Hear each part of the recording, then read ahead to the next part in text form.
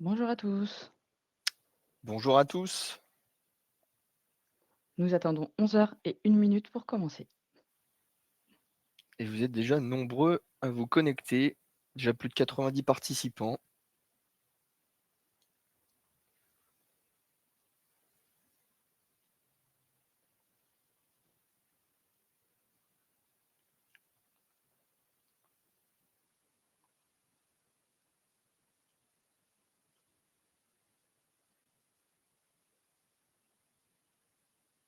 Eh bien, il est 11h01, nous allons pouvoir commencer.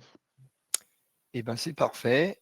Écoutez, très très heureux de vous retrouver pour un nouveau webinar Stoic sur l'assurance cyber.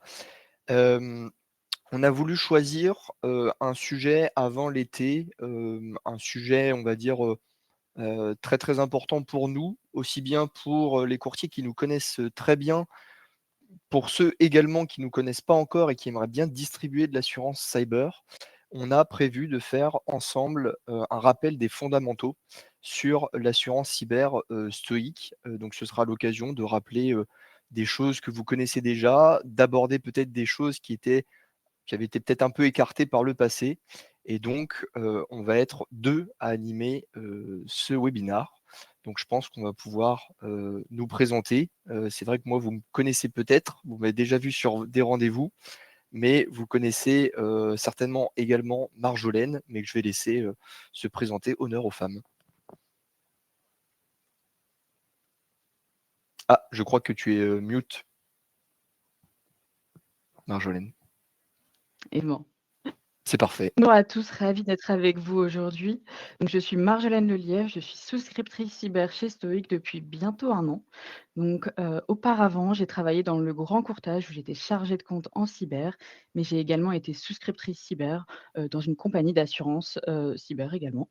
Et j'ai rejoint Stoic il y a bientôt un an. Donc, ravie.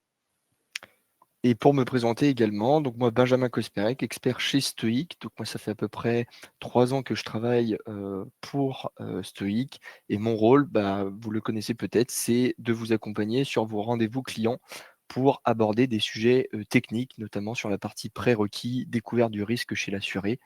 On aura l'occasion de reparler de tout ça un peu plus tard. Avant qu'on se lance sur le sommaire et sur la présentation, bien évidemment, ce webinar, est DDA. C'est, un document qu'on vous enverra à la fin de ce webinar. Et aussi petite consigne, je vois que vous êtes encore nombreux à vous connecter. N'hésitez pas à nous poser des questions tout au long de ce webinar. On essaiera d'y répondre en live et on essaiera, si il nous reste du temps, à y répondre à la fin. Voilà. Merci à tous pour votre compréhension. Eh bien, je crois qu'on peut aborder le sommaire. Donc voilà ce que l'on vous propose aujourd'hui. Donc on vous propose 4 thèmes. La première partie de ce webinaire, ça va être sur l'introduction.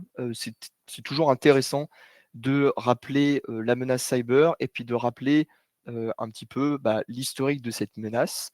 On va aussi parler du marché de l'assurance. Donc là, justement, on a une experte, Marjolaine est vraiment sur cette partie-là et donc elle vous fera certainement un rappel historique et sur l'évolution de l'assurance cyber en général. Ensuite, on fera un petit focus sur le contrat d'assurance cyber. Évidemment, tous les jours, vous en parlez, tous les jours, vous évoquez, des garanties, on évoque des prérequis, des principes d'exclusion. Donc ce sera l'occasion de les revoir, de les rappeler. Et à la fin, on fera, ben, une concentration sur, l'assurance stoïque, et donc sur notre modèle. Donc on risque de faire peut-être des rappels pour ceux qui nous connaissent bien et ce sera, complètement nouveau pour ceux qui ne nous connaissent pas. Donc avec plaisir qu'on puisse échanger avec vous sur la partie questions, sur le thème numéro 4. Eh bien, on enchaîne tout de suite sur la partie introduction. Je te laisse la main, Marjolaine. Parfait. Merci beaucoup, Benjamin. Alors, l'objectif de ce webinaire, est de vous donner les clés pour pouvoir parler cyberassurance avec vos clients et surtout, eh bien, pour vendre cette police d'assurance cyber. Mais pour y parvenir, il faut d'abord comprendre le risque cyber et c'est un risque qui a radicalement changé ces dernières années. Il y a 10 ou 15 ans, une cyberattaque, c'était une opération très technique, menée par des experts, et qui était à destination de grandes entreprises. C'était l'équivalent d'un cambriolage de banque ultra planifié. C'est une opération planifiée, technique, qui vise vraiment à, toucher des grandes entreprises. Mais aujourd'hui, nous faisons face à une industrialisation de la cybercriminalité. Les attaquants ne sont plus nécessairement, des génies de l'informatique, des experts techniques. C'est des personnes comme vous, comme moi, qui peuvent utiliser des outils automatisés, des outils très simples d'utilisation.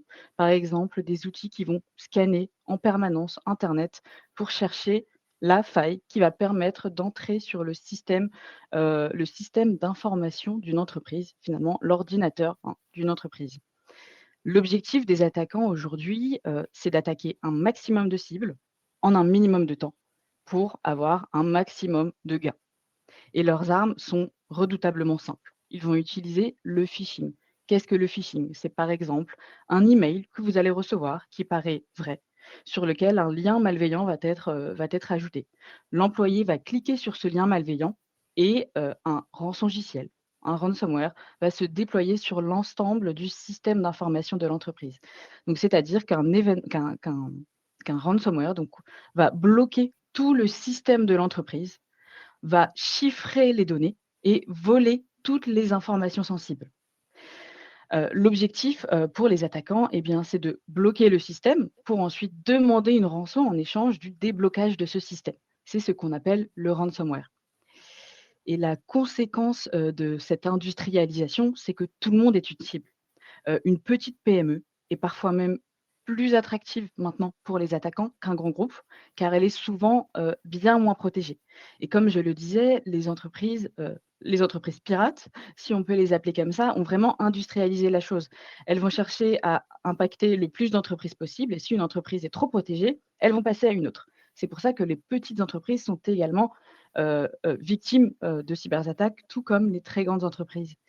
Et donc la question pour une entreprise, n'est plus de se dire: «Est-ce que je vais être attaqué?» mais quand et avec quelle intensité? Et donc pourquoi toutes les entreprises sont concernées maintenant? Eh bien aujourd'hui, toutes les entreprises, peu importe leur taille, leur secteur, vont s'appuyer sur des outils numériques. Les entreprises sont de plus en plus digitalisées. Et aussi, de plus en plus d'entreprises externalisent, leurs données. Donc elles vont utiliser des systèmes de gestion RH, des systèmes de gestion de paie, de comptabilité, des systèmes cloud et tout cela va créer finalement, un nombre assez important de points d'entrée pour les pirates informatiques.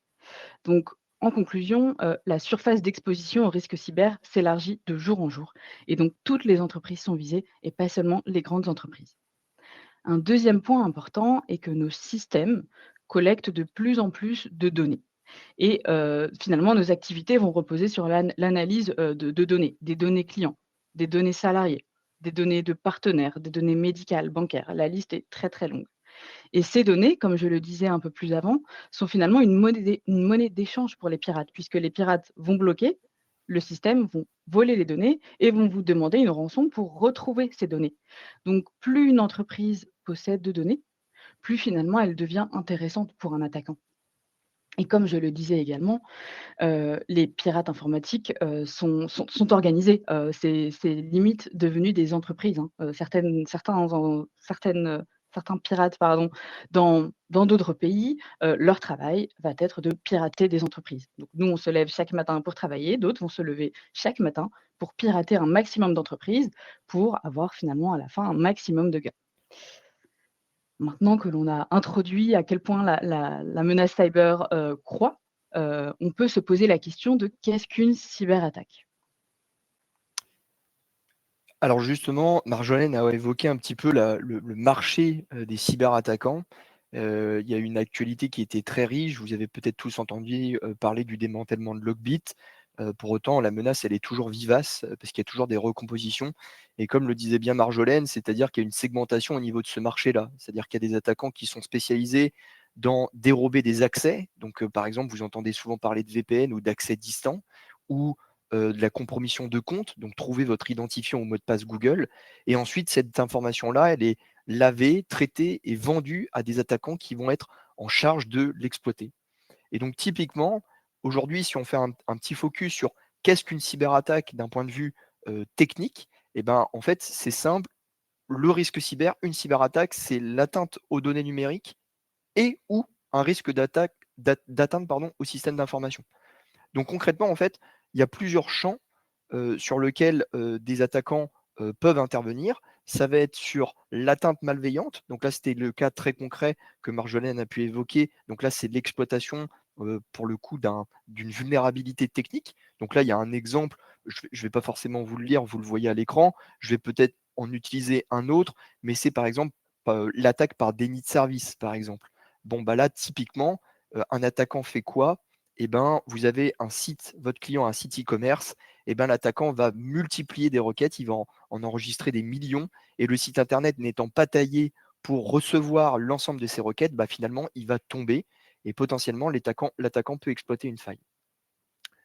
Donc ça, c'est l'attaque malveillante, un élément technique, donc un tiers qui essaye d'agir sur votre environnement. Malveillance interne, et ben en fait, bah là pour le coup, on va dire le loup se trouve dans la bergerie. C'est-à-dire que concrètement, eh ben, un salarié a accès à de l'information, a accès à des éléments techniques du fait de son rôle, du fait de ses missions au sein de l'entreprise, et donc directement, il va pouvoir opérer sur le système d'information et sur les éléments le plus critiques. Donc là, par exemple, on a mis qu'un collaborateur était mécontent et il décide de bah, supprimer les serveurs, de supprimer toute la partie production. Donc ça, c'est des choses qui peuvent arriver et d'ailleurs, c'est des choses qui sont couvertes par les contrats d'assurance. Erreur humaine, bah, en fait, il n'y a pas toujours de la malveillance, hein. C'est que, bah, de temps en temps, le client peut avoir aussi, un DSI, peut avoir un responsable, des process de l'entreprise et bah, une erreur peut être commise, un effacement peut être réalisé, ce qui entraîne en bout de chaîne, bah, un arrêt, par exemple, de la production. Et ben, ça aussi, c'est des éléments qui sont, couverts par le contrat d'assurance. Donc là, on aurait raison de nous dire: «Ah donc le contrat d'assurance cyber, et ben, couvre d'autres cas et pas simplement que le cas de cyberattaque, en effet, l'erreur humaine, n'est pas considérée en soi comme une cyberattaque, mais c'est des choses qui peuvent être couvertes. Et ingénierie sociale, et ben là, on n'est plus sur un aspect technique. Là encore, Marjolaine l'a évoqué sur les cas de phishing. Le phishing, c'est 90 des cyberattaques.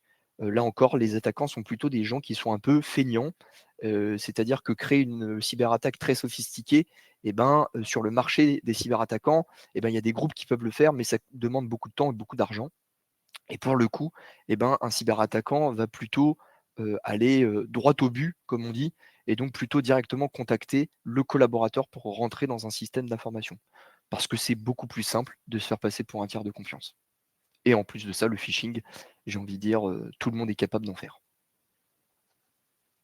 N'hésitez pas si vous avez des questions ou si même on est trop technique, on essaye vraiment d'utiliser un vocabulaire, commun, mais n'hésitez pas à nous arrêter au besoin. Mais effectivement, Benjamin, on a une question auquel tu pourras répondre. La fraude Oui, rentre-t-elle également dans les couvertures du contrat? alors oui, Et tout à justement, fait. Donc là, justement, on va vous on aura présenter l'occasion d'y juste répondre. après, voilà exactement, mais on vous le confirme. Donc maintenant, je vais vous proposer un point culture, pour comprendre comment est née l'assurance cyber et quand. Ce point va être assez rapide, mais il est essentiel aussi pour comprendre d'où l'on vient et d'où ce contrat d'assurance cyber vient. Donc tout commence au début des années 2000 aux États-Unis. En 2000, un incident cyber a impacté l'État de Californie, qui a été victime d'un incident de sécurité qui a entraîné la divulgation de données salariales de plus de 200 000 personnes. Et à la suite de cette fuite, dramatique, la Californie a adopté une loi en 2003, le Data Breach Notification Act. C'est, la première loi dans le monde, hein, qui oblige les entreprises à notifier toute faille de sécurité qui implique des données personnelles. Et donc à ce moment-là, les entreprises ont commencé à se poser la question de: «Si je dois prévenir tout le monde dès que je subis un incident, cela va me coûter très cher».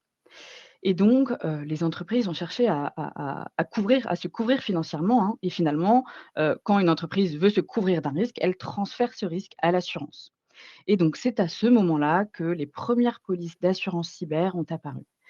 Et c'est d'ailleurs pour ça que le marché d'assurance cyber aux États-Unis est, en avance et bien plus développé qu'en Europe encore, car le marché, a commencé très tôt aux États-Unis.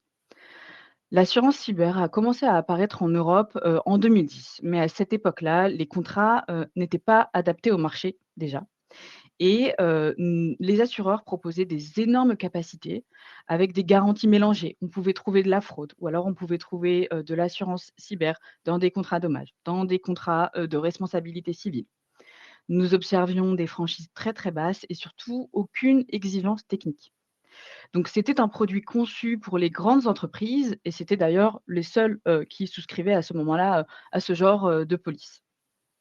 On avance un peu dans le temps et en 2017-2018, tout a commencé à basculer avec 2 énormes attaques, NotPetya et WannaCry et bien d'autres, hein. Et tout cela nous a montré à quel point le risque cyber était réel, et impactait toutes les entreprises et surtout pouvait, générer des millions et des millions d'euros de pertes. À partir de 2020, les assureurs, en France et en Europe ont commencé à, indemniser énormément de sinistres, puisqu'il y a eu énormément de cyberattaques. Les assureurs ont payé des millions d'euros, des pleins de garantie. Les assureurs pouvaient proposer 10, 15 à 20 millions d'euros sur une seule et même ligne et donc les assureurs ont perdu beaucoup d'argent, hein.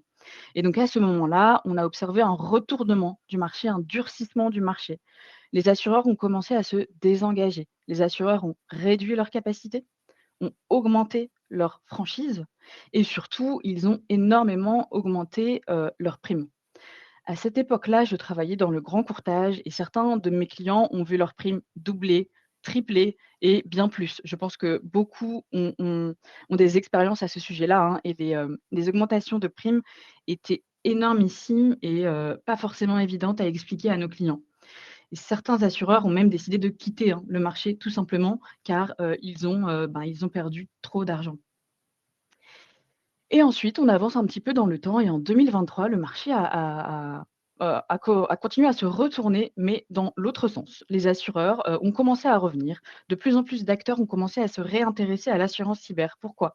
Eh bien, grâce aux attaques de ces dernières années, les assureurs ont commencé à avoir des statistiques et à comprendre un peu plus, le risque cyber. Et l'assurance, hein, repose sur les statistiques. Donc les assureurs ont commencé à revenir en demandant un peu plus d'exigences techniques. Donc les assureurs se sont assurés, sans mauvais jeu de mots, que les entreprises avaient un minimum de sécurité en place. Ils ont proposé des couvertures plus cohérentes. Ils sont revenus d'abord avec des plus petites capacités, des franchises plus hautes, mais c'était plus cohérent avec ce que l'on souhaitait couvrir. Donc les entreprises pouvaient réaccéder à une cyberassurance si elles avaient un niveau de sécurité minimum et les entreprises, sur ces dernières années, ont augmenté leur niveau de cybersécurité. Depuis du coup 2023, le marché n'a cessé d'être en cycle baissier, les primes baissent, mais c'est positif pour le tissu économique européen puisque de plus en plus d'entreprises s'assurent et c'est ça, hein, l'objectif de Stoic, hein, c'est de sécuriser le tissu économique européen en les assurant contre le risque cyber. Je ferme ce petit point culture.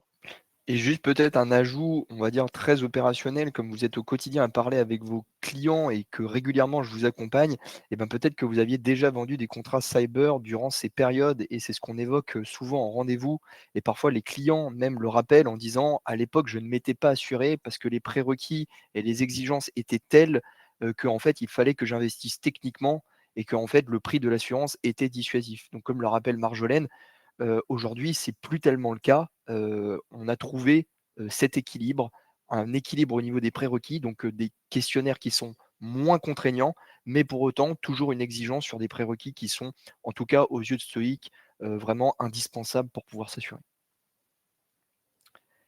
Eh bien, maintenant que ce focus a été fait, je pense qu'on peut se concentrer maintenant, bah, typiquement sur le contrat d'assurance cyber. Et donc, je vais laisser encore Marjolaine s'exprimer parce que experte aussi dans ce domaine-là. Donc, on aura l'occasion bah, de parler des garanties et potentiellement de répondre à la précédente question qui était sur la fraude.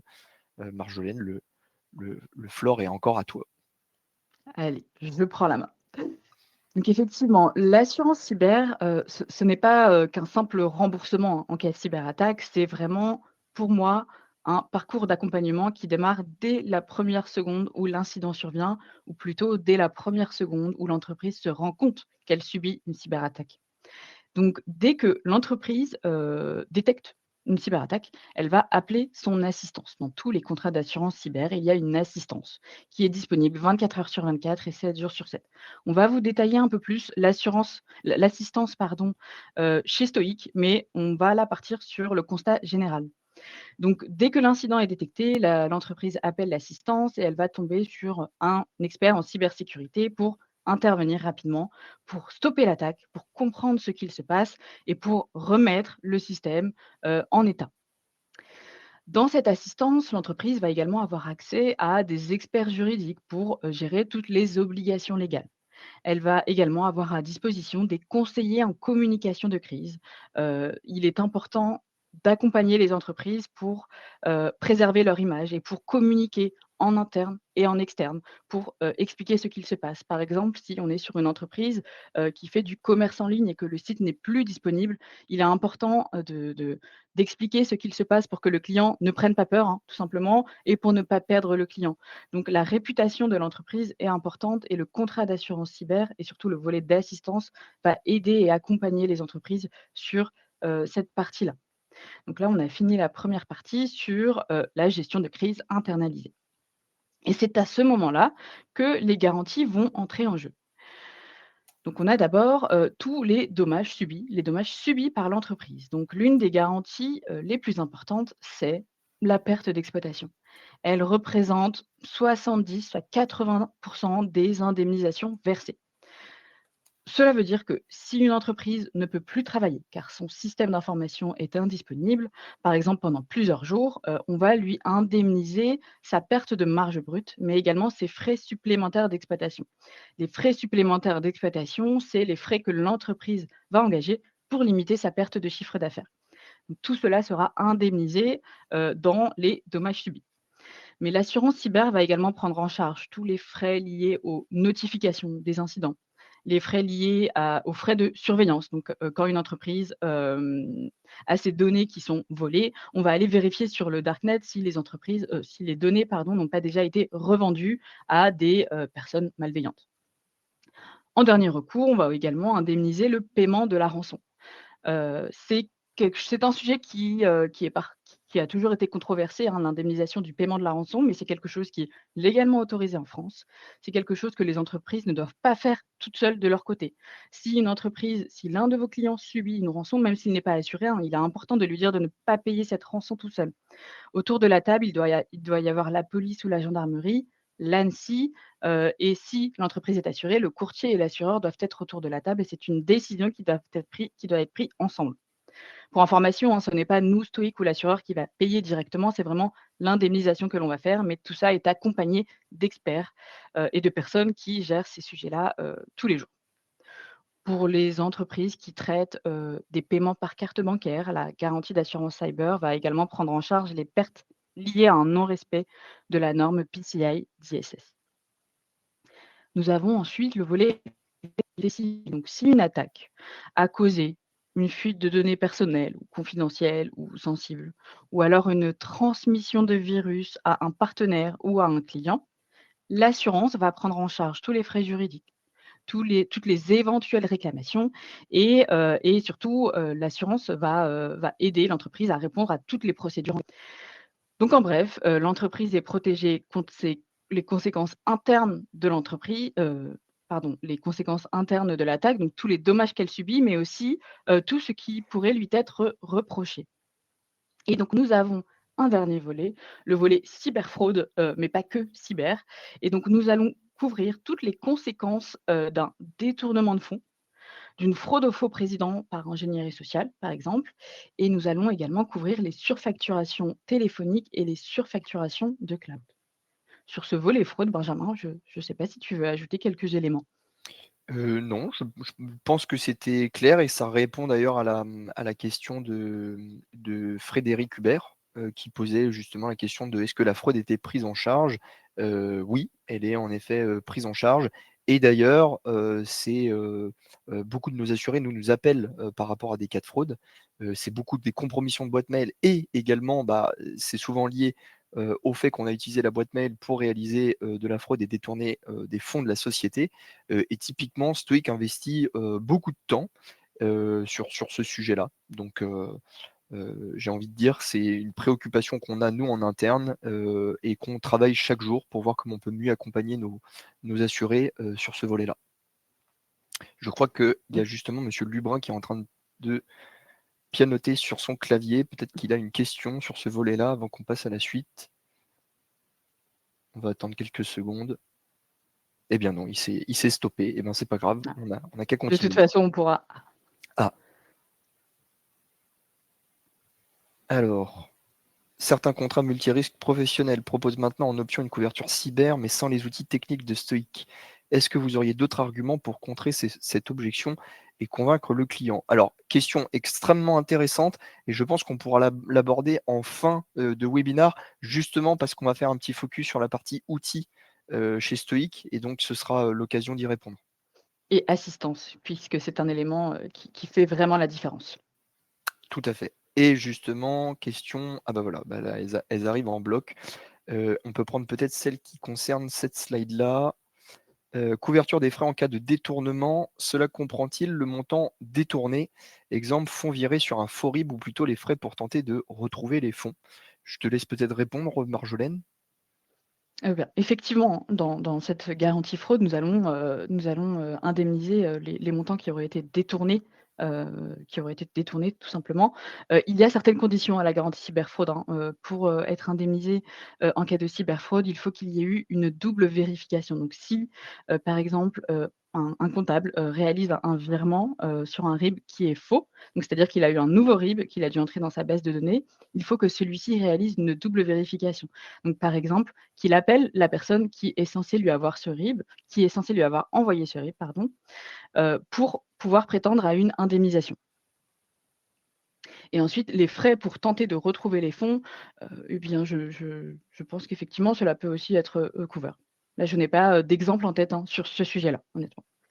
Il faudra en tout cas toujours distinguer en fait les fonds de la société des fonds du client de cette société-là qui ont été détournés. C'est deux choses qui sont parfaitement différentes.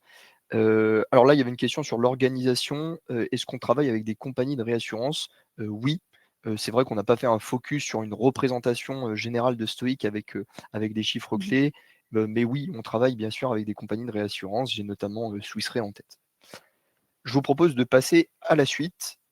Effectivement, maintenant vous avez le panorama de ce que couvre l'assurance cyber, mais une assurance, n'existe pas sans exclusion. Donc, Benjamin va vous les présenter. Exactement. Donc en effet, là, les présentations qu'on fait, c'est l'assurance en général, hein. Beaucoup de contrats d'assurance on va retrouver ce type de garantie et cetera. Il y a pas eu de réinvention à ce niveau-là. Donc comme tout contrat d'assurance, j'ai envie de dire, hein, l'assurance cyber n'échappe pas à la règle. Il y a des exclusions. Donc en fait, on va les retrouver donc vraiment pour le coup, en 3 blocs. Dommages matériels et corporels. En effet, un contrat d'assurance cyber n'a pas vocation à, indemniser, par exemple, un salarié qui se blesse, par exemple, à un ordinateur qui exploserait, si jamais c'est à cause des dommages corporels au salarié, et ben, ce n'est pas couvert par le contrat d'assurance. Alors, je vais vous rassurer, pour le moment, il n'y a pas eu d'attaques cyber qui ont provoqué normalement des explosions d'ordinateurs. La seule cyberattaque que j'ai en tête où il y a une dégradation du matériel, c'est Stutnex, et pour le coup, c'était c'était le Mossad, je crois, enfin c'est israélien, et qui a visé, l'Iran. On est en pleine actualité encore aujourd'hui, sur de l'enrichissement, d'uranium. Responsabilité civile professionnelle et produits, là encore, il faut distinguer la RC cyber, la RC cybersécurité d'un contrat cyber, d'un contrat, pro, RC professionnel de votre contrat, enfin que vos clients ont souscrit, probablement, chez vous. Donc là, c'est lié, à l'aspect, de on va dire, Contractuel, engagement contractuel. contractuel. Exactement, c'est le mot qui me manquait, engagement contractuel. Et enfin la panne extérieure, là, la panne extérieure, on pourrait, j'ai en tête, par exemple, un aléa climatique, imaginons, vous avez des inondations qui mettent, à mal, l'hébergement de votre client.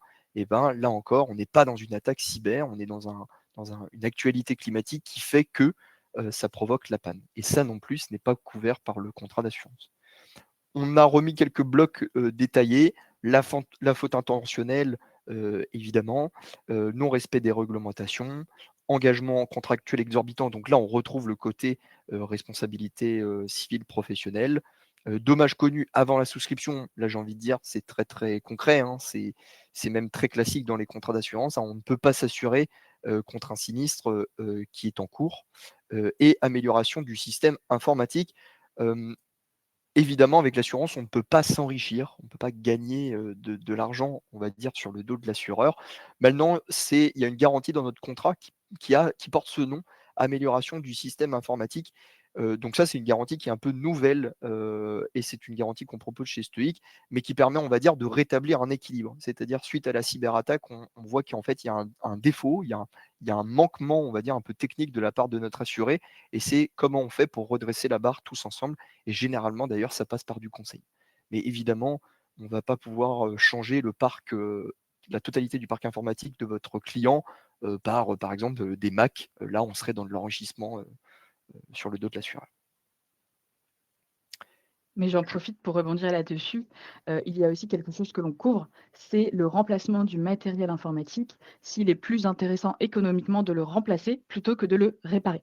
Dans certaines autres polices, d'autres assureurs, on va appeler ça le breaking. Eh bien, je pense qu'on peut passer à la suite. Il y a peut-être une autre question. Est-ce que vous pouvez développer l'engagement contractuel exorbitant? Hem Est-ce que, Marjolaine, tu veux prendre cette question-là? Comme c'est beaucoup lié à la RC Pro, mais je te laisse Oui, t'exprimer. effectivement, bah, pour revenir sur l'exclusion, de la responsabilité professionnelle et produit, l'assurance cyber n'a pas vocation à indemniser tout engagement contractuel, que celui-ci soit exorbitant ou non, hein. Le volet, responsabilité civile cyber n'est là, que pour couvrir tous les frais liés à une fuite de données personnelles ou à une transmission de virus. À partir du moment où il y a un engagement contractuel, par exemple, je suis une entreprise, et je réalise des services pour un client. Si mon système d'information n'est plus disponible et que je ne peux plus réaliser mon service, alors mon client pourra se retourner contre moi, puisque je n'aurais pas réalisé mon service comme je m'étais engagée à le faire. Eh bien, cela est exclu du contrat d'assurance cyber, puisqu'il est censé être couvert dans la police de responsabilité civile. Mais là, cher courtier, il est important de bien contrôler les contrats de responsabilité civile et professionnelle de vos clients, puisqu'il y a souvent une exclusion, de tout événement cyber. Et c'est pour ça qu'il existe des polices responsabilité civile, «cyber» entre guillemets. C'est des polices combinées, c'est un produit, que l'on devrait bientôt, développer et sortir, donc on en parlera très prochainement. Mais justement, il y a cette zone grise, hein, où, l'événement cyber va être exclu, des polices, de responsabilité civile, mais, cet événement va être exclu des polices cyber puisque c'est un engagement contractuel et que ça ne peut pas être couvert dans le cadre de la police, d'assurance cyber. Donc, ce sont, des polices, combinées, responsabilité civile et cyber.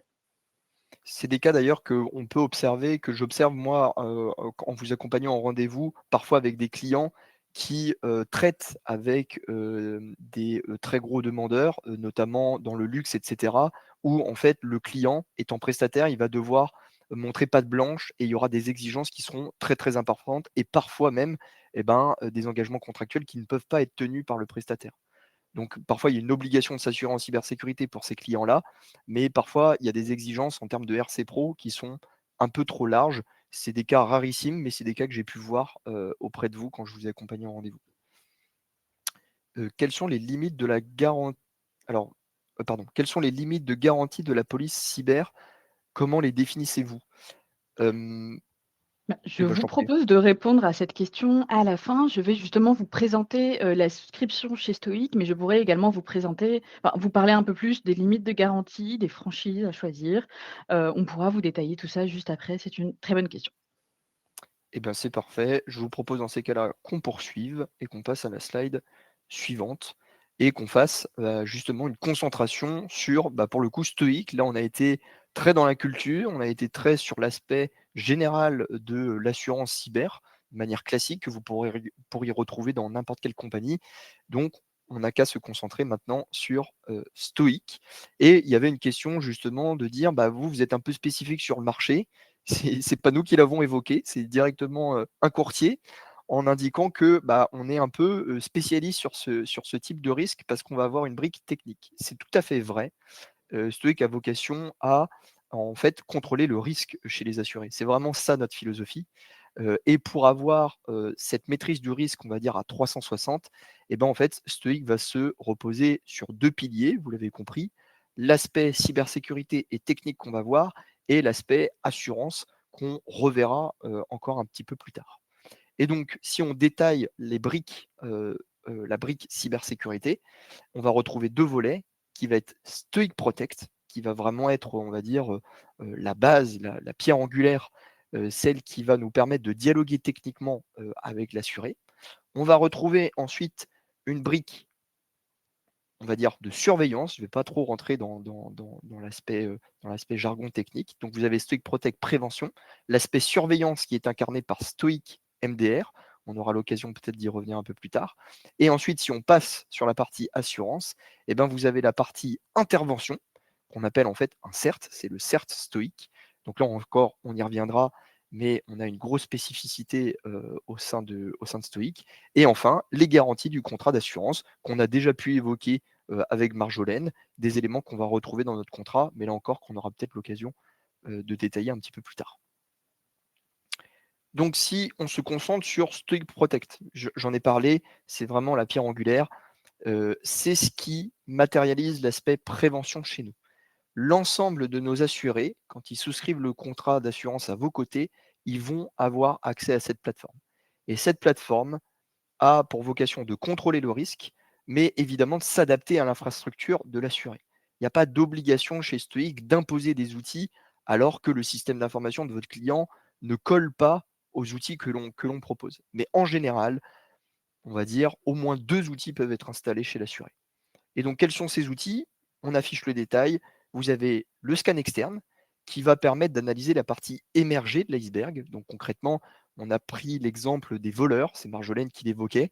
Le scan externe, c'est celui qui va se comporter comme un vigile. On va prendre une longue vue, on va regarder votre maison et on va voir si déjà, vers l'extérieur, il y a des portes et des fenêtres qui sont vermoulues, qui sont un peu rouillées, voire même qui sont ouvertes. Et on va vous prévenir en disant il faudrait peut-être qu'on travaille ensemble et qu'on les ferme ensemble. Donc le scan externe, partie émergée. Ensuite, on va avoir des scans qui sont plus intrusifs. Donc là, c'est la partie immergée qu'on va voir, qu'on va observer. Donc là, le vigile ne se contente plus de regarder à l'extérieur, on rentre dans la maison et là, on voit, est-ce qu'on peut arriver à la chambre des parents? La chambre des parents, c'est là où il y a les bijoux de madame, c'est là où il y a le coffre-fort, c'est là où il y a les objets importants. On va voir si on peut y accéder facilement. Et donc ça se matérialise par 2 scans chez nous. Le scan d'Active Directory pour vos clients qui ont gardé toute leur infrastructure, c'est-à-dire ils ont tout gardé en interne, les serveurs, les PC, rien n'est dans le cloud, rien n'est dans le nuage, comme on dit. Et sinon, on a le scan de cloud. Donc là, on se concentre plus sur ce que le client possède, mais sur ce que le client a, pour le coup, délégué. Et donc, c'est ce qui va nous permettre d'observer un certain nombre de paramétrages à modifier. Et enfin, le dernier, simulation de phishing. Donc là, on quitte un peu l'aspect technique pour se dire, bon, OK, on a regardé les chambres de la maison, OK, on a regardé les accès de sécurité, mais est-ce qu'en fait les membres de la maison sont suffisamment robustes pour pas ouvrir la porte au premier venu? Et donc la simulation de phishing permet ça. C'est-à-dire que Stoic se comporte là encore, non plus comme un vigile, mais comme un attaquant. Et on va se présenter à votre porte avec une grosse moustache, on va se faire passer pour un tiers de confiance, et on va voir si en fait les membres de la maison nous ouvrent la porte et nous donnent les accès. Et si jamais ils nous donnent les accès, ça veut dire qu'ils sont tombés dans le panneau et donc il faut les former. Donc là, on a été vraiment sur la partie technique chez Stoic, donc je vous en voudrais pas si vous avez des questions ou si, au contraire, j'ai employé un vocabulaire un peu trop technique. Mais je pense que c'est bon. Et si vous avez des questions, n'hésitez pas à les écrire, on pourra y répondre à la fin et évidemment, vous pouvez nous contacter par email, sur LinkedIn et on peut, y répondre dans un second temps. Exactement. Donc Benjamin vient de présenter nos outils de prévention, on a présenté la garantie et nous avons ensuite l'assistance, et j'expliquais tout à l'heure que j'allais vous le présenter un peu plus en détail. Cet élément est pour moi, l'élément différenciant, numéro 1 chez Stoic, c'est notre assistance qui est internalisée. Chez, la plupart, voire tous, les assureurs, l'assistance est externalisée. C'est-à-dire que, dans le contrat, il y a un numéro d'assistance et vous tombez sur un standard qui va rediriger votre appel vers un expert. Donc cela va être assez rapide, hein, mais Pour Stoic, on s'est dit qu'ici, il y avait une petite perte de temps et vraiment, ce qui est important en cas de cyberattaque, c'est de réagir le plus vite possible. Donc Stoic a décidé d'investir et de créer son propre certes, sa propre équipe, de réponse à incidents. Chez Stoic, actuellement, notre équipe est composée de 12 personnes, 13 en septembre et nous avons 4 postes ouverts. Je précise ça pour, expliquer que, c'est un élément vraiment important et on se dimensionne, au maximum, pour répondre, à tous les incidents. Pour donner un peu de chiffres, hein, Stoic, nous sommes présents maintenant dans 6 pays, et nous avons plus de 6 000 assurés. Donc il faut qu'il y ait une équipe de réponse à incidents qui soit, prête à répondre à tous ces incidents. Donc, si une entreprise a une cyberattaque, elle a une ligne directe, un 06 et une personne de notre équipe, là vous voyez, certaines têtes, qui va répondre. Nous pouvons parler en français, en anglais, en allemand ou en espagnol pour le moment. Et l'objectif est donc de comprendre très rapidement ce qu'il se passe et de contenir l'attaque. Donc toutes ces personnes sont compétentes, et savent comment réagir. L'objectif, c'est de rassurer l'entreprise, de prendre la main sur le sujet pour intervenir le plus vite possible. Et c'est là où pour nous, il y a un réel alignement des intérêts puisque notre équipe de réponse à incident va pouvoir travailler directement, non-stop. Nos équipes, si besoin, peuvent se déplacer. Nous avons des experts un peu partout en France, en Allemagne.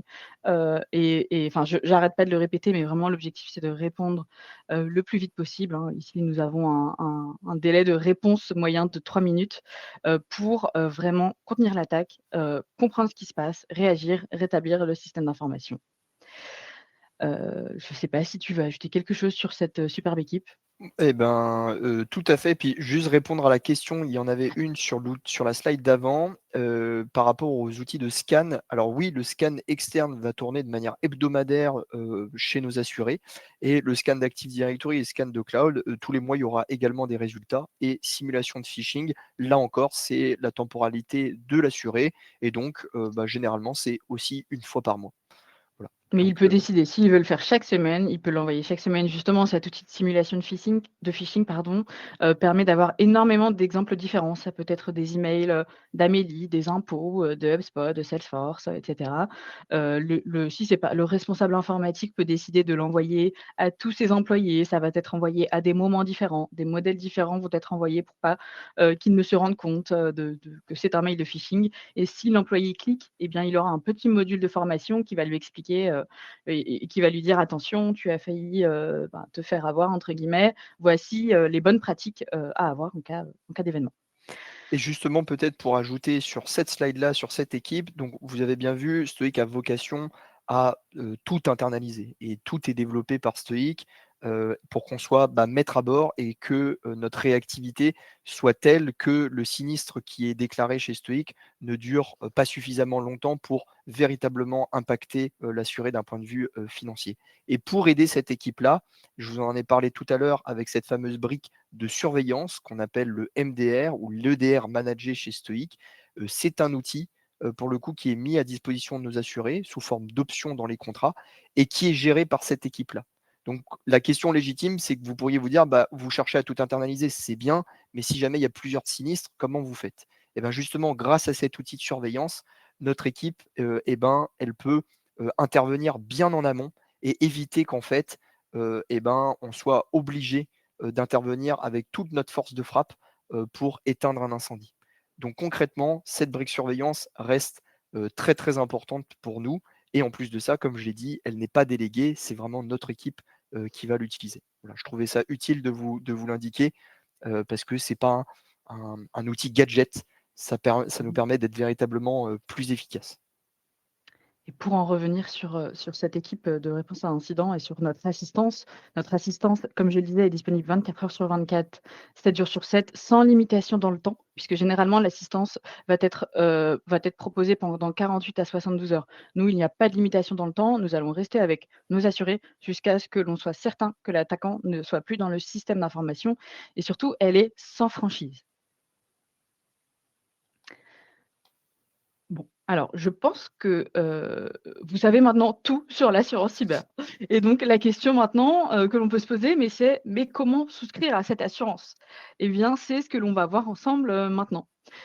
Proposer une assurance cyber, c'est une très bonne chose, c'est bien, mais pouvoir la proposer facilement, sans friction, c'est encore mieux, surtout pour des PME et ETI qui ne sont pas encore toutes très sensibilisées à ce risque ou qui n'ont pas encore conscience, que ce risque, finalement les impacte tous. Donc chez Stoic, nous avons développé un parcours de souscription, 100 digital. Comme, je le disais, hein, pour un courtier, le nerf de la guerre, c'est d'avoir quelque chose assez rapidement et surtout d'avoir un tarif. Et donc c'est ce que l'on propose ici. Donc pour les entreprises entre 0 et 150 millions de chiffre d'affaires, vous, courtiers, vous pouvez obtenir un tarif en quelques secondes. C'est, une expérience fluide, simple pour vous et votre client. Et ensuite, pour les entreprises de 150 millions à 1 milliard de chiffre d'affaires, puisque chez Stoic, nous couvrons les entreprises entre 0 et 1 milliard de chiffre d'affaires, eh bien, nous vous proposons une étude sur mesure en quelques jours. Donc pour comment dire? Pour souscrire à une entreprise, pour souscrire à une assurance cyber pour une entreprise qui a un chiffre d'affaires supérieur à 150 millions de chiffre d'affaires, nous avons différents modes de fonctionnement. Nous pouvons tout simplement recevoir un questionnaire souscription d'un concurrent ou un questionnaire de souscription, d'un courtier que l'on va étudier et ensuite on va vous proposer un contrat d'assurance cyber. N Vous pouvez aussi faire compléter notre propre questionnaire à vos assurés. C'est un questionnaire qui est en ligne, qui est très facilement accessible avec un lien. Comme je le disais, vraiment l'objectif chez Stoic, c'est de simplifier le parcours de souscription. Donc c'est quelque chose de très simple. Mais quelque chose que l'on propose également et que je recommande, hein, vraiment fortement, c'est un rendez-vous d'1 heure. On appelle ça un cyber risk assessment ou c'est un rendez-vous, d'1 heure où autour de la table, côté stoïque, nous allons avoir un souscripteur, donc ça peut être moi ou quelqu'un de mon équipe, et un ingénieur cyber. Et côté client, ce que l'on va vous demander, c'est d'avoir soit un responsable finance, un responsable des assurances pour parler finance, tout simplement, et pour parler activité de l'entreprise. Et on va aussi demander à ce qu'il y ait un responsable informatique, la personne qui gère la sécurité du système d'information de l'entreprise. Et donc, en 1 heure, on arrive à se passer d'un questionnaire, à avoir toutes les informations de l'entreprise pour ensuite proposer un contrat d'assurance cyber dimensionné pour le risque de l'assurance. Le risque de l'entreprise et justement, c'est là et c'est avec ce rendez-vous notamment que l'on peut proposer des capacités, qui correspondent, au risque et donc pour répondre un peu plus à la question, chez Stoic, comment on va réfléchir à, la bonne capacité? En fait, on va réfléchir en termes de pertes. Combien d'euros par jour va perdre l'entreprise? Si on est par exemple sur un industriel, on va se demander quel est son taux de marge brute. Donc par exemple, pour un industriel, pour un industriel, simple, tout basique, qui a des usines et cetera, le taux de marge brute moyen du secteur va être de 30. Donc on va prendre le chiffre d'affaires, et on va, calculer sa marge brute. Donc si on prend 30 par exemple de 100 millions d'euros de chiffre d'affaires, on va avoir une marge brute de 30 millions d'euros. On va, ensuite calculer tout simplement combien par jour cette entreprise va perdre de marge brute et généralement la durée d'un incident va être de 5 à 10 jours. Et donc en fait avec un calcul assez simple, j'espère l'avoir assez simplifié, mais sinon, n'hésitez pas à me poser des questions et sinon on peut en parler dans un second temps. On arrive à savoir combien peut perdre l'entreprise sur 5 à 10 jours et comme ça on peut dimensionner, l'assurance cyber. L'objectif n'est pas de vendre trop de capacités. Honnêtement, nous on ne veut pas, avoir proposé trop de capacités et pour rien, on veut vraiment couvrir le risque à sa juste valeur et donc en parlant chiffres avec une entreprise, on peut très rapidement la sensibiliser. C'est vraiment ce qui se passe sur des rendez-vous, hein. On a souvent, on peut vraiment, assez souvent se être confronté à une personne qui gère les finances de l'entreprise, qui n'a pas envie de dépenser plus d'argent pour, une nouvelle assurance. Mais quand on lui dit qu'elle peut perdre, par exemple, je sais pas 500 000 € en 5 jours et bien il se dit: «Ah, eh bien, peut-être que de prendre une petite, police d'assurance cyber pour commencer qui me couvre à hauteur de 500 000 €, ça peut être une très bonne chose. Ce n'est pas enfin vraiment, j'insiste sur le sujet, hein, prendre trop de capacités, c'est pas le plus important, mais avoir un premier niveau de couverture, accéder à l'assurance cyber, accéder à l'assistance et accéder à tous les outils, c'est un premier niveau, de sécurité pour vos clients. Et d'ailleurs, peut-être deux éléments que je peux ajouter. Là encore, j'ai souvent l'occasion avec vous de comparer des contrats d'assurance. Et en fait, généralement, les assureurs dans les projets, et ben, en fait, sous-limitent. C'est-à-dire offrent de grosses capacités. L'assuré est persuadé de bénéficier de cette capacité-là. Et en fait, quand on se concentre sur véritablement les garanties qui peuvent coûter cher, et ben, en fait, c'est très sous-limité dans certains contrats. Donc attention à ne pas, avoir les yeux plus gros que le ventre, parce qu'en fait, avoir une grosse capacité ne veut pas, toujours dire grand-chose, donc il faut bien éplucher les contrats. Et le deuxième élément, donc là, Marjolaine vous a expliqué 2 parcours chez Stoic. Un parcours qui est personnalisé, un autre qui est standardisé. Celui qui est standardisé, pour rappel, c'est un tarif très rapide si vous êtes en dessous de 150 millions d'euros de chiffre d'affaires. Et donc là, c'est très clair, vous avez la main, dessus et notre outil est taillé, compte tenu de la taille de l'entreprise, à vous donner une tarification adaptée et vous pouvez demander de l'aide pour la présenter. Et sinon, si vous êtes sur une étude sur mesure, et ben, vous aurez, la chance et l'occasion de peut-être travailler avec Marjolaine et d'autres personnes de son équipe en rendez-vous. Alors je crois qu'il y avait une question, que peut-on répondre à un client que l'on cherche à sensibiliser au risque cyber et qui nous dit: «J'ai déjà un prestataire informatique qui m'accompagne». Excellente question. Donc là, on est vraiment dans le cœur du sujet. On est plus sur la sensibilisation et sur comment, en fait, prendre un rendez-vous avec son client. Et ben, j'ai envie de dire, si vous avez un code Aurélie chez Stoic, et ben, vous pouvez, comme Doctolib, me réserver sur un rendez-vous et avec grand plaisir, je vous accompagnerai et je dirai à votre client pourquoi, c'est important de s'assurer. Si vous vous sentez de le faire en autonomie, et ben, c'est simple, je prends toujours l'exemple du millefeuille. La cybersécurité, c'est comme un millefeuille. C'est-à-dire chacun a sa propre mission. Et j'aime bien le parallèle avec, la médecine. Le millefeuille pour les couches, la médecine pour la spécialité. C'est simple, le prestataire informatique, c'est le docteur de l'entreprise. Donc vous avez un rhume, vous avez un peu mal à la gorge, vous allez voir votre généraliste et il va vous prescrire des médicaments et cetera. Dès lors que vous allez faire une radio ou une prise de sang que vous allez montrer à votre généraliste, bah, votre généraliste, généralement, il va montrer les limites de ses compétences, de dire: bah, là, finalement, ça dépend plus de moi, c'est un peu plus grave». Et donc, il va falloir débloquer un chirurgien. Et ce chirurgien, c'est l'équipe de réponse à incident Stoic. Donc, c'est ces personnes-là qui pourront aider en cas de véritable problème. Et s'il vous faut un exemple très concret, bah, c'est simple, si jamais il y a un ransomware, donc un rançongiciel en français, donc un attaquant qui demande de l'argent en échange de déchiffrement, et ben là, demandez au prestataire informatique de votre client s'il est en capacité de parler Bitcoin et de parler en anglais. Rien que sur ces éléments-là, généralement, le prestataire va vous dire qu'il n'est pas très à l'aise. Et donc, s'il n'est pas très à l'aise, il a peut-être besoin d'aide. Mais pour ajouter également un autre argument, hein, si, justement un de vos clients a déjà un prestataire informatique et que, ce prestataire informatique, ne peut plus travailler. C'est-à-dire que si ce prestataire informatique, par exemple, subit une cyberattaque, alors votre client va avoir une perte de chiffre d'affaires. Et bien, je suis quasi sûre, que ce prestataire informatique n'indemnisera pas la perte de chiffre d'affaires à 100 de votre client. Il y a un contrat entre votre client et ce prestataire informatique et dedans, il y a justement des engagements contractuels. Eh bien, ces engagements contractuels sont souvent, assez faibles et ils ne vont pas couvrir la totalité des pertes que va subir, votre client. Et c'est là où justement la police d'assurance cyber, va être important et va couvrir l'ensemble des réalités des clients. On a beaucoup de clients qui vont nous dire: «Tout est dans le cloud chez moi, donc je n'ai aucun risque». Eh bien non, le système d'information, la définition du système d'information dans toute police d'assurance cyber, hein, est très large. Ça va être les PC, les serveurs chez le client en physique, mais également tout ce qu'il va avoir externalisé. Puisqu'on le sait que si ce prestataire ne travaille plus, notre assuré va perdre de l'argent et on va l'indemniser, on va couvrir tous ces éléments-là. Complètement. À la fin, finalement, le prestataire ne peut pas indemniser, il ne peut pas faire le travail de l'assurance, donc on se complète et on ne se remplace pas. On nous posait la question aussi de qui peut bénéficier, de la couverture. Eh bien, chez Stoic, c'est toute entreprise entre 0 et 1 milliard de chiffre d'affaires.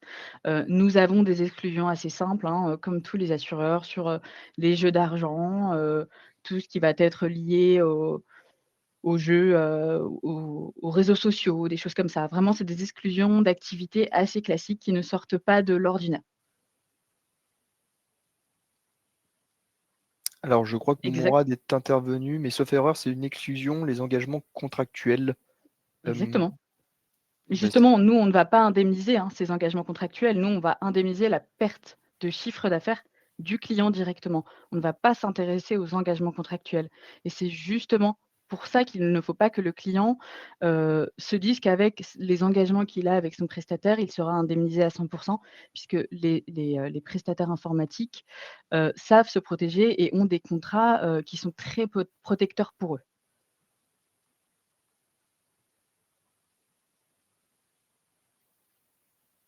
Ensuite, est-ce que les établissements publics, communes, syndicats publics peuvent bénéficier d'un contrat chez Stoic? Là, on pourra répondre à ça dans un second temps, mais effectivement, entre 0 et 250 millions de chiffre d'affaires, nous avons parfois la possibilité de répondre, à ces activités. Mais pour ça, il faudra peut-être nous contacter plus, en privé, si vous aurez ensuite un lien pour nous contacter et on pourra vous indiquer très rapidement si on peut vous accompagner. Donc effectivement, pour contrer, la question de certains, contrats multirisques professionnels proposent maintenant une couverture, d'assurance cyber, mais sans les outils techniques. Au-delà des outils techniques, moi j'accentuerais le point sur l'assistance. Cette entreprise va être couverte, et aura sûrement un numéro d'assistance et cette assistance va passer par une plateforme que tous les assureurs utilisent et où la réactivité sera un peu moindre que celle de chez Stoic. Donc moi, j'accentuerais sur l'assistance, sur les outils de prévention et sur le fait si vous voulez vendre Stoic, hein, Stoic, on est un acteur qui ne fait que de l'assurance cyber. Nous avons actuellement 6 000 assurés, nous sommes présents dans 6 pays. Nous sommes vraiment capables d'accompagner toute entreprise et comme le disait également Benjamin, hein, nous pouvons vous accompagner si vous souhaitez pour échanger avec vos clients pour, vendre une assurance cyber à part entière. Je ne sais pas si Benjamin, tu as d'autres arguments, à avancer sur ce point-là? Non, non, c'est très, très clair. En effet, c'est la partie, la partie humaine chez Stoic qui est vraiment très, très importante, hein. On a beaucoup, beaucoup d'assurés qui, souscrivent pour avoir une couverture financière, mais surtout pour être accompagnés et pour que le sinistre soit traité par des experts. Donc, véritablement, si c'est un sujet, qui est angoissant pour votre client, proposer du Stoic fait, pour le coup, beaucoup, beaucoup de sens. Moi, je ne cesse de le répéter, quand je vous côtoie en rendez-vous. Donc, typiquement, c'est assez facile de répondre à une simple argumentation qui se concentrerait sur l'assurance. Je ne dis pas qu'il n'y a pas des assurés qui ne sont pas bons sur la partie technique et qui ne cherchent pas que de l'assurance, mais généralement, on voit qu'il y a vraiment un compromis à trouver entre les 2 et généralement la partie assistance prime quand même. Ensuite, je vous confirme que l'on peut proposer des contrats à des associations.